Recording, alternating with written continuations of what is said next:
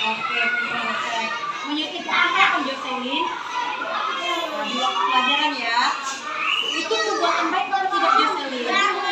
Tidak. Kenapa kamu menyontek, Nak? Kamu tidak tahu jawabannya. Kamu tidak belajar tadi malam. Kenapa kamu tidak belajar tadi malam, Nak? Lupa. Kok belajar bisa lupa?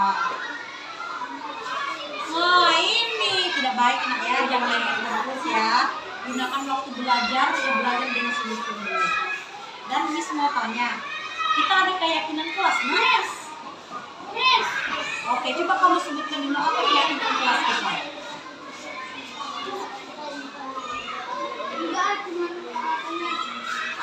Tidak menjadi teman. Kira-kira kamu melanggar keyakinan kelas kita tidak? Tidak atau iya? Iya, karena kamu menyontek waktu pelajaran. Itu tidak baik, Nak ya. Jangan kamu ulangi lagi. Paham Jocelyn? Nah, hari ini Miss kasih peringatan sama kamu supaya kamu tidak mengulanginya untuk di kemudian hari ya. Oke, hari ini yang Miss panggil kamu, silakan kembali ke tempat duduknya. Kamu tahu Miss panggil di sini? Oke, Miss mau tanya, kenapa kamu bisa datang ke tempat hari ini?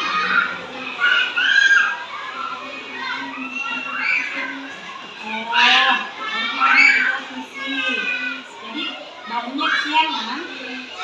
Itu kira-kira perbuatan baik atau tidak dia?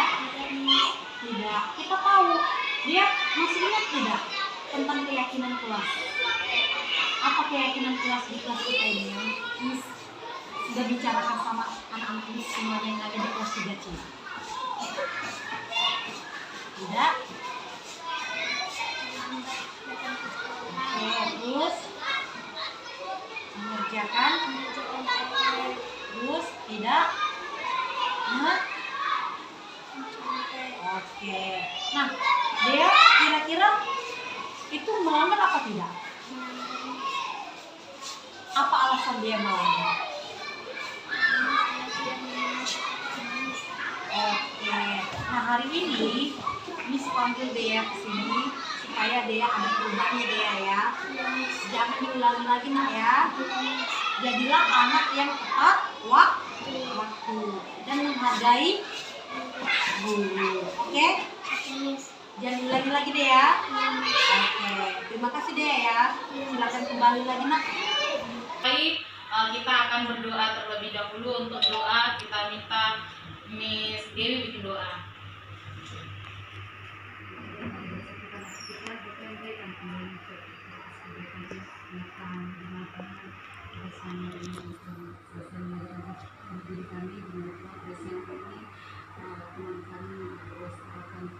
menjelaskan bagian dari ketujuan kita itu yang kau berkati kau berikan kelancaran kepada selama ini semua terserah di dalam tanganmu terpujilah namamu setelah sampai selamanya. Haleluya, amin. Baiklah, sebelum kita masuk ke acara selanjutnya, kita mendengarkan kata sambutan dari kepala sekolah. Silakan Bapak Osman. Shalom buat kita semua. Shalom. Syukur semua. Siang hari ini kita berkumpul di ruangan Universitas Semarang dalam rangka diseminasi media positif oleh kakak kita calon guru penerapan aktivitas Miss Rosa. Adapun hari ini kita yakin bahwa akan banyak sekali masukan-masukan sebagai pengingat buat kita semua bagaimana menerapkan budaya positif di sekolah kita. Saya berharap untuk kita semua Bapak Ibu nanti jadi termotivasi sedikit banyak bisa kita terapkan di kelas masing-masing ataupun di kelas kelompok kita. Saya percaya bahwa program guru putra ini bagus untuk pribadi dan juga untuk lingkungan sekolah secara umum. Dan bukan hanya motivasi melakukan budaya positif saja, tapi teman-teman yang lain juga bisa termotivasi untuk mendaftar, ya. Dan yang nanti sedang menunggu antrian bisa lebih semangat lagi, bisa membayangkan betapa luar biasa sekali ya kalau misalnya guru-guru di sekolah kita semuanya menjadi pembelajar sejati, pembelajar sepanjang hayat secara mandiri, karena ini sebenarnya butuh mental Bapak Ibu ya. Karena saya percaya seperti Bu Rosa pun hari ini berdiri di sini butuh mental yang kuat gitu ya. Sekalipun dia sudah kasih Bapak Ibu makan siang, tapi itu nggak cukup untuk membuat dia jadi percaya diri Bapak Ibu ya. Karena dia harus mengatur bahasa, mengatur kalimat, mempersiapkan diri kalau Bapak Ibu bertanya. Kita bukan sedang menguji tes orang lain tidak, tapi kita mau sama-sama Bapak Ibu belajar. Kalau ada nanti Bapak Ibu yang tidak tahu, silakan ditanya. Tapi kalau nanti Bu Rosa belum bisa jawab, belum jadi masalah, nanti Bu Rosa bisa skip, nanti akan saya jawab di lain waktu atau saya diskusi bersama seperti itu ya. Intinya Bapak Ibu kita di sini sama-sama belajar untuk kemajuan dari SD swasta anak. Khusus akan Bu Rosa, semoga nanti Bu Rosa jangan rugi ya, anggap seperti teman-teman sehari-hari. Bu Rosa biasa semangat kalau berbicara ya di sini juga semangat ya. Terima kasih kepada saudara. Baiklah, yang kita tunggu-tunggu hari ini kita akan kasih semangat buat pembicara kita Miss Grace La Rosa. Mari Bapak Ibu. Silakan Ibu Grace La Rosa. Terima kasih Bu. Kita semua, selamat siang, Bapak Ibu sekalian.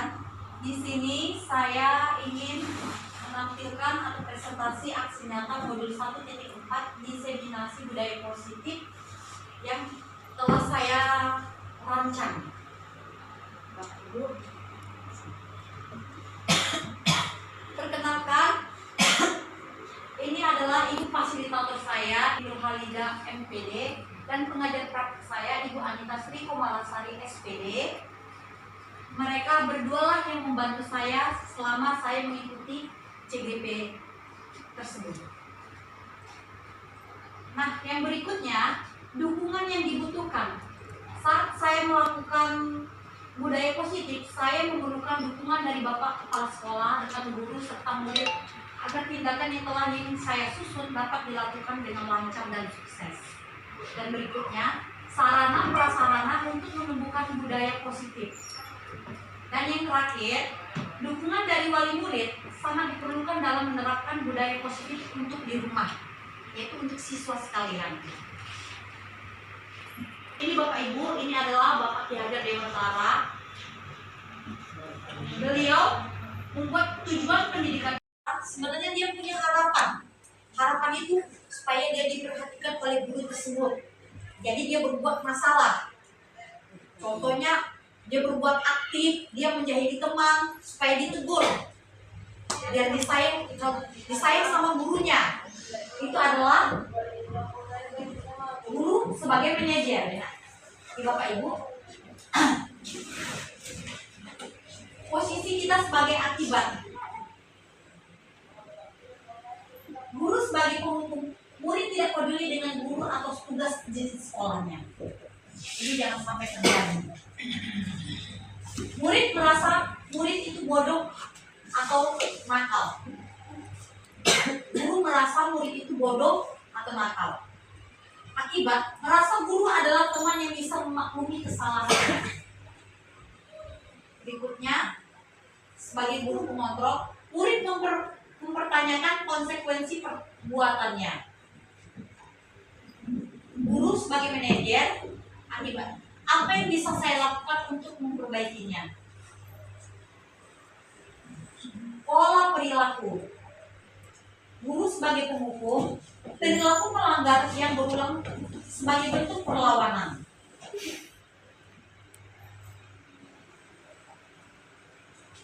Guru membuat rasa bersalah, rasa rendah diri, kurang percaya diri, cemas dan khawatir yang salah.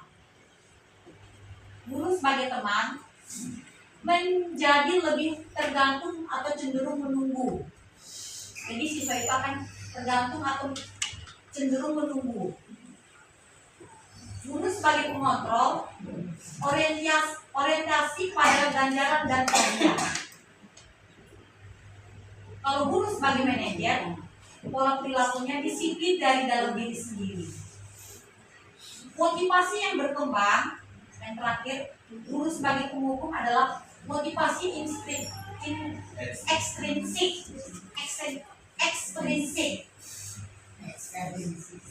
Guru membuat rasa bersalah, motivasi ekstrinsik. Ya, maaf ya Bapak Ibu, agak belepotan bahasa Inggrisnya. Ekstrinsik.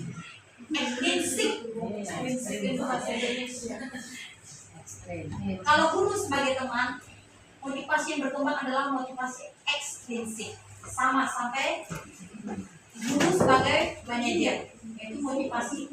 Kalau guru sebagai manajer, motivasi yang berkembang adalah motivasi intrinsik, yaitu tadi ada motivasi dari dalam diri sendiri atau dari luar. Bapak Ibu masih ingat tadi yang saya sampaikan, motivasi ekstrinsik itu dari luar.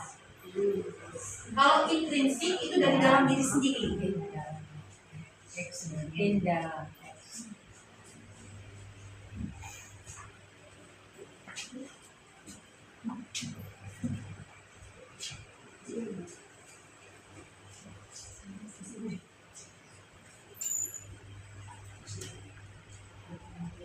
Nah, Bapak Ibu, kita sebagai seorang guru, di awal tahun ajaran baru, kita harus membuat keyakinan kelas ini.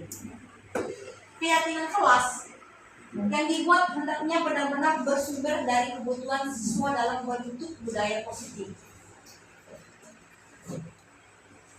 Menggali segala hal potensi positif untuk dijadikan landasan keyakinan kelas dan benar-benar dengan sadar diyakini bersama.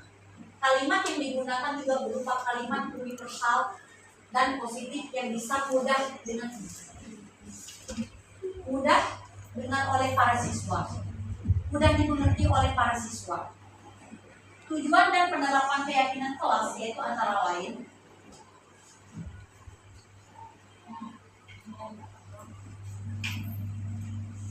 menumbuhkan keterlibatan murid dalam bentuk keyakinan kelas untuk mencapai kelas impian bersama, guna pembelajaran yang efektif. Inilah gunanya kesepakatan kelas. Jadi antara guru sama siswa terlibat. Berikutnya, mewujudkan merdeka belajar yang berpihak pada murid. Yang ketiga, menciptakan komunikasi segala arah antara guru dan murid. Dan yang keempat, membiasakan budaya dan disiplin positif, seperti yang telah saya jabarkan tadi Bapak Ibu.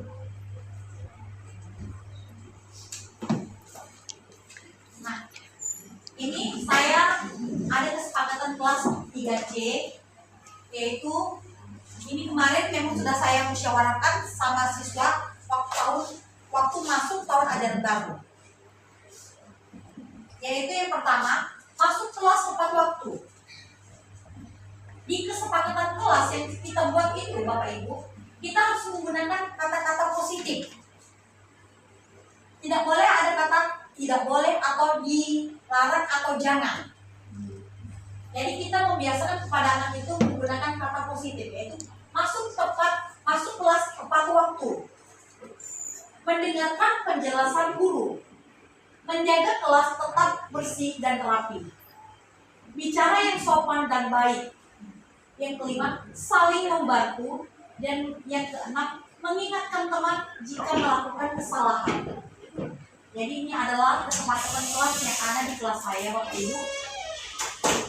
Inilah yang saya rumuskan sama siswa-siswi saya di kelas 3C. Dan saya dan anak murid di kelas 3C sudah menerapkan ini walaupun masih ada sedikit-sedikit hambatan.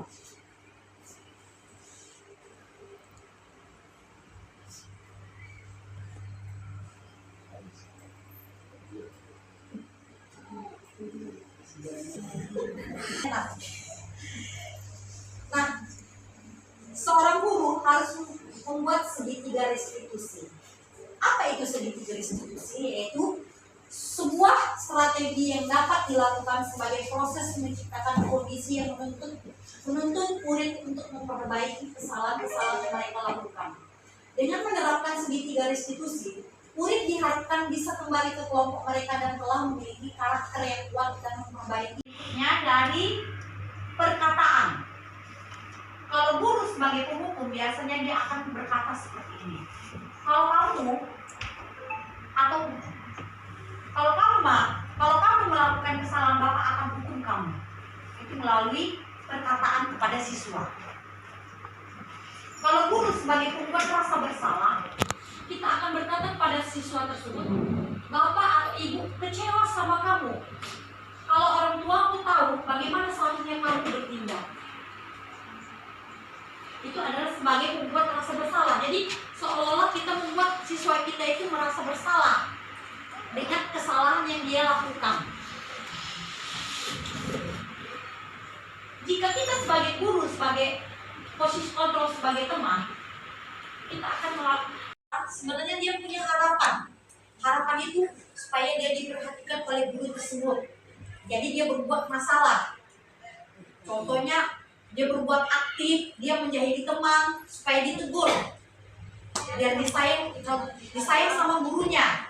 Itu adalah guru sebagai penyajian. Bapak Ibu, posisi kita sebagai akibat. Guru sebagai penghukum, murid tidak peduli dengan guru atau tugas di sekolahnya. Ini jangan sampai terjadi. Murid merasa murid itu bodoh atau nakal. Guru merasa murid itu bodoh atau nakal. Akibat, merasa guru adalah teman yang bisa memaklumi kesalahannya. Berikutnya, sebagai guru pengontrol, murid mempertanyakan konsekuensi perbuatannya. Guru sebagai manajer, akibat, apa yang bisa saya lakukan untuk memperbaikinya? Pola perilaku. Guru sebagai penghukum, perilaku melanggar yang berulang sebagai bentuk perlawanan.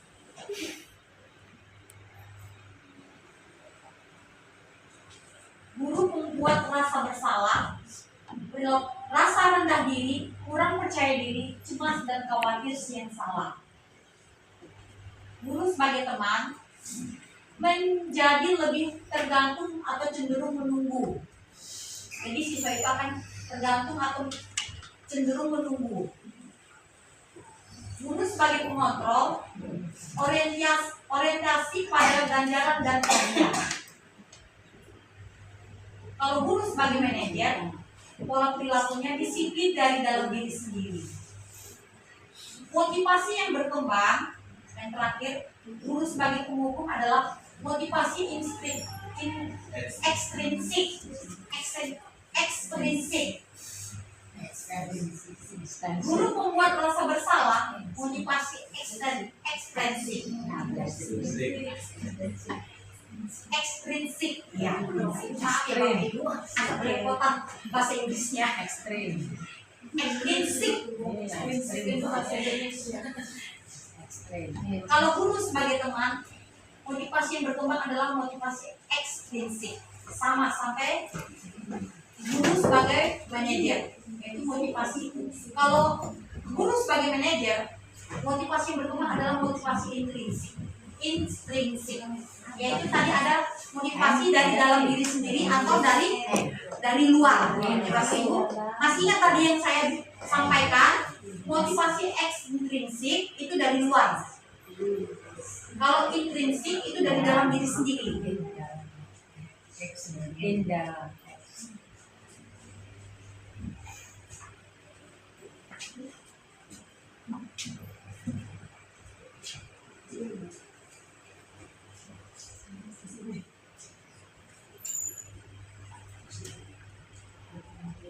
Nah, Bapak Ibu, kita sebagai seorang guru, di awal tahun ajaran baru, kita harus membuat keyakinan kelas ini. Keyakinan kelas yang dibuat hendaknya benar-benar bersumber dari kebutuhan siswa dalam bentuk budaya positif. Menggali segala hal potensi positif untuk dijadikan landasan keyakinan kelas dan benar-benar dengan sadar diyakini bersama.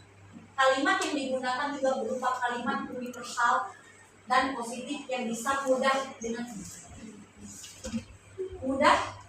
oleh para siswa. Mudah dimengerti oleh para siswa.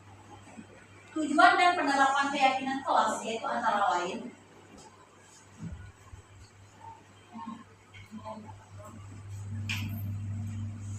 menumbuhkan keterlibatan murid dalam bentuk keyakinan kelas untuk mencapai kelas impian bersama guna pembelajaran yang efektif. Inilah gunanya kesepakatan kelas. Jadi antara guru sama siswa terlibat. Berikutnya, mewujudkan merdeka belajar yang berpihak pada murid. Yang ketiga, menciptakan komunikasi segala arah antara guru dan murid. Dan yang keempat, membiasakan budaya dan disiplin positif. Seperti yang telah saya jabarkan tadi waktu itu.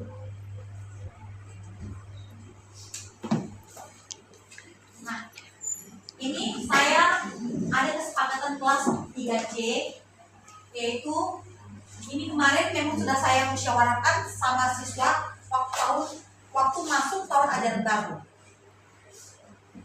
Yaitu yang pertama, masuk kelas tepat waktu. Di kesepakatan kelas yang kita buat itu, Bapak Ibu, kita harus menggunakan kata-kata positif. Tidak boleh ada kata tidak boleh atau dilarang atau jangan.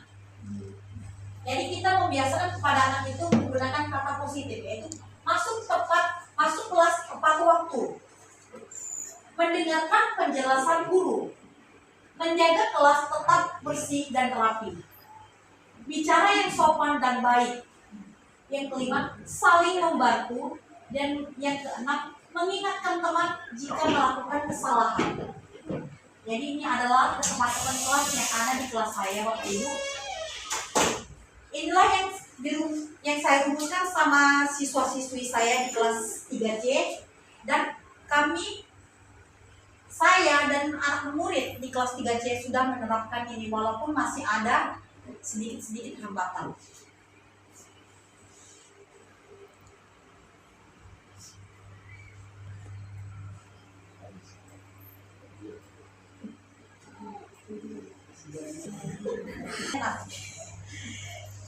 Nah, seorang guru harus membuat segitiga restitusi.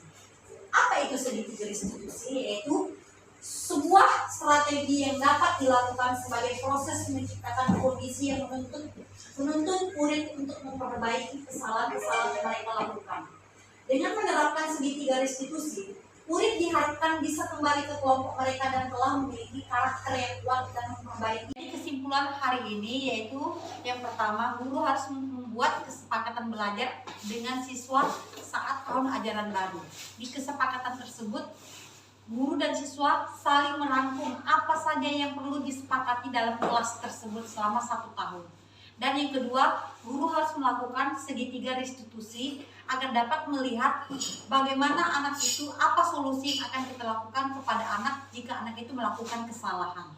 Dan yang ketiga, yang terakhir, guru harus bisa menjadi manajer, posisi kontrol guru sebagai manajer. Itu yang bisa saya sampaikan untuk hari ini. Sekian dan terima kasih.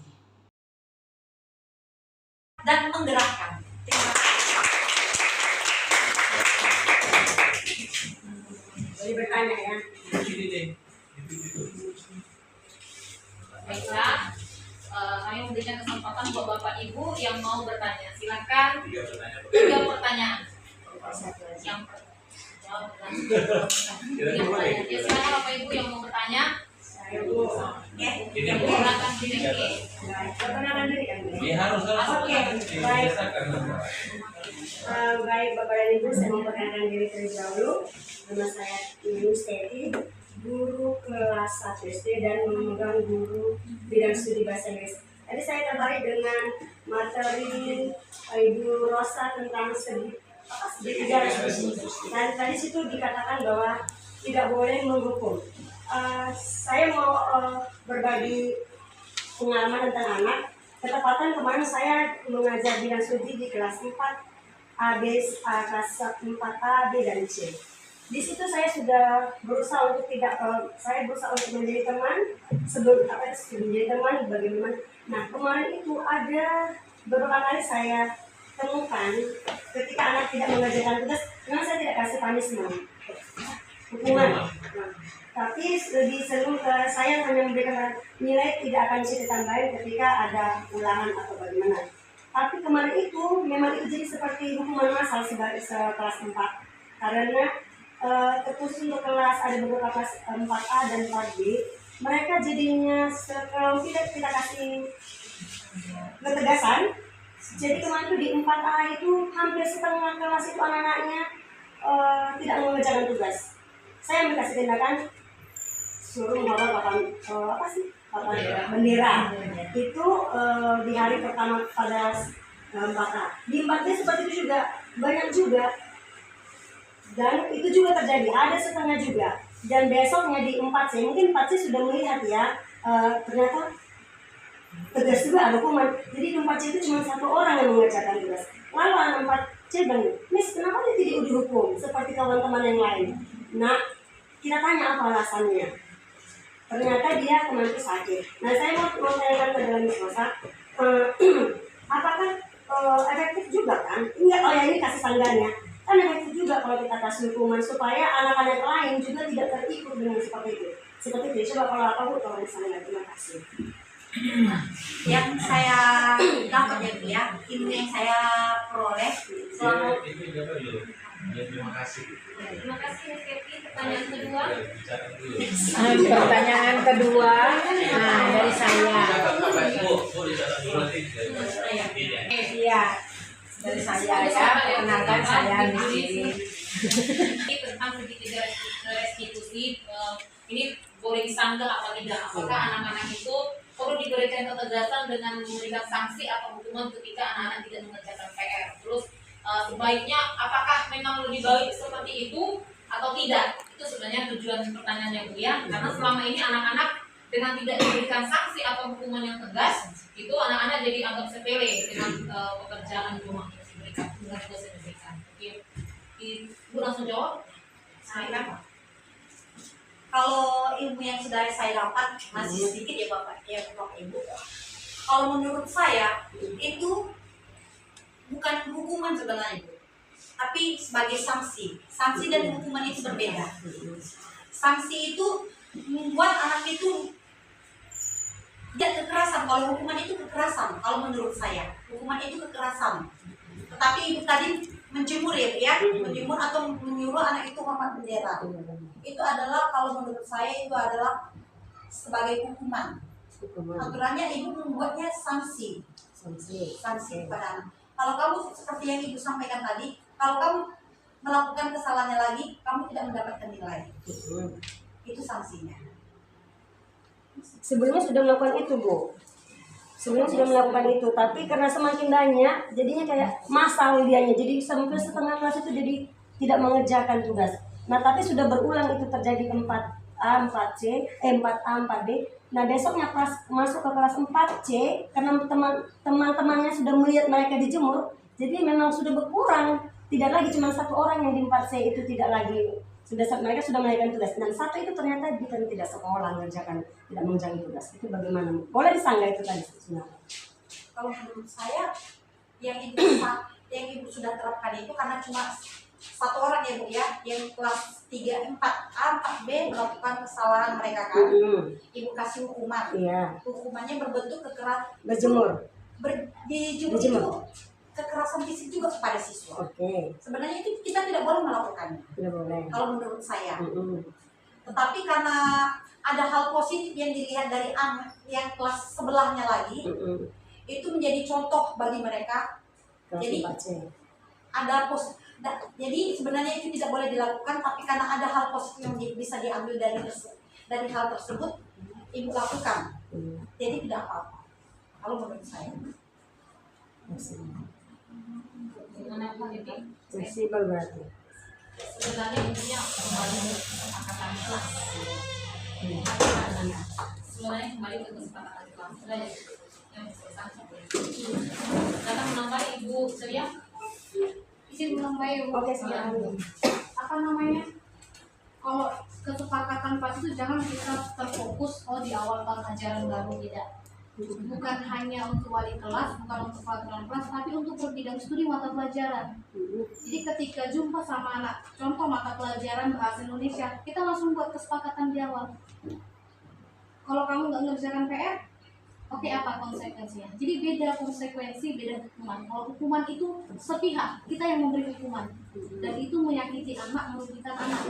Tapi kalau konsekuensi diskusikan bersama. Kalau kamu tidak kerjakan PR ini di awal ya, di awal pertama kali jumpa, kalau kamu nggak kerjakan PR sekali, dua kali apa konsekuensinya, 3 kali, 4 kali apa konsekuensinya. Jadi kalau kita melaksanakan konsekuensi itu pun nggak masalah. Kalau memang kita sepakat, misalnya dilakukan hukuman, kalau menurut saya pribadi nggak apa-apa, asal sepakat dengan murid. Bukan di saat itu nggak ngerjakan PR, kamu berdiri di lapangan, itu salah. Enggak Bu, itu dan sudah berapa kali ya, mungkin karena mungkin nah misalnya is okay, karena kan maaf ya Bu, lihat kalau anak dihukum ditaruh